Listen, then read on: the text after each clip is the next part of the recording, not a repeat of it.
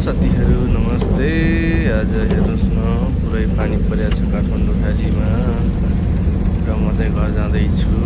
जाडो भएको छ होइन। अब आज पानी परेर काम अलिकति साह्रो हुँदैन, त्यही भएर घरमा गएर तातो झोल चाउचाउ खाने निर्णय गरेँ र मार्केटबाट झोल नुडल्स खाने भनेर नुडल्स पनि ल्याएँ। करेन्ट नुडल्समा झोल हालेर खाने लोद मिठो हुन्छ।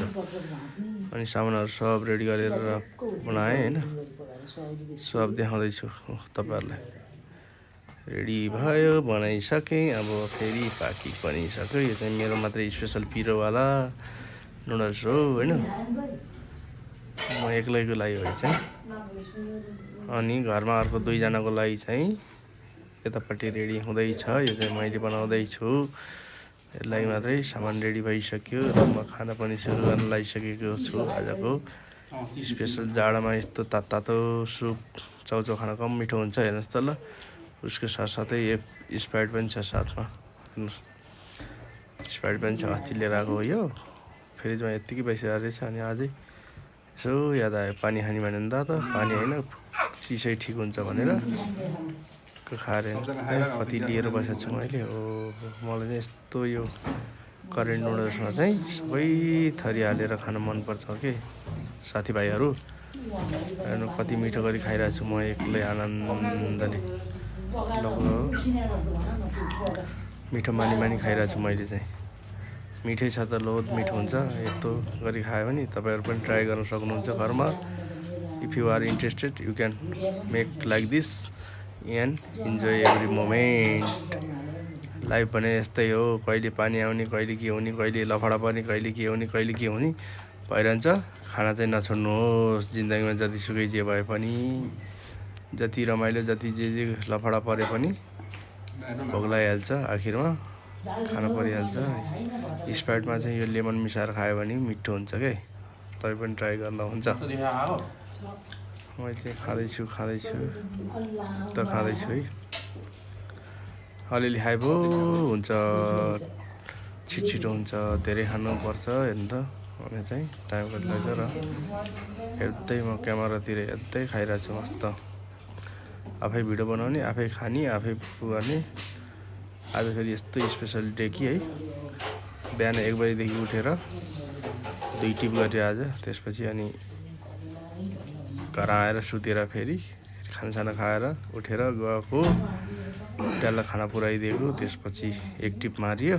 त्यसपछि पानी परेछ वाक्क लाएर अनि एकदमै घरमा आएर सुपवाला नुडल्स खाने मुड भएर अनि चाहिँ घरमा आएर सुप नुडल्स बनाएर खाना सुरु गरेको। खाँदा यति खाइएछ कि कुरा नगर्नुहोस्।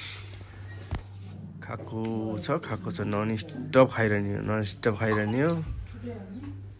त्यस पछाडि यो खाएपछि चाहिँ अनि चाहिँ मस्त सुत्दिनुपर्छ साथीहरू यस्तो जाडोमा। अनि मजा आउँछ।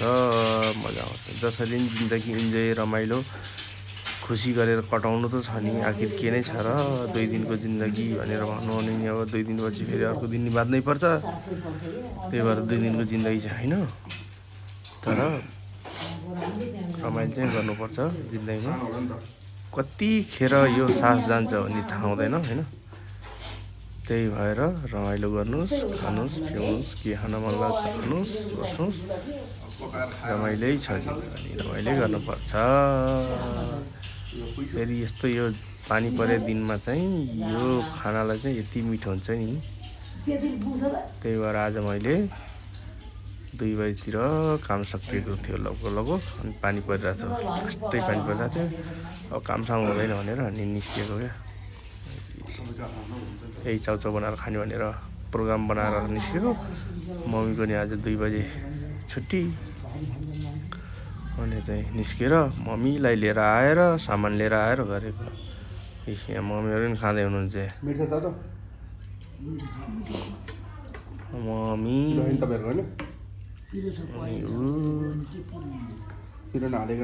सबै खाँदै हुनुहुन्छ मस्त। उहाँहरू चाहिँ पिरो नखाने पार्टी पर्नु हो, त्यही भएर छुट्टै बनाएर खाएको।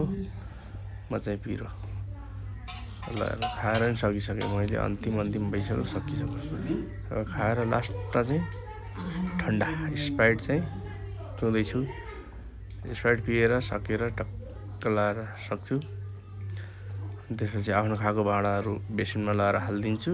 मान्ने त गर्ने छैन, यसो कहिलेकाहीँ मिल्यो भने मात्रै हो, त्यही पनि मान्छे नभए बेला मान्ने हो, नत्र भने अरू बेला चाहिँ भाँडा मान्ने चलन छैन है साथीहरू।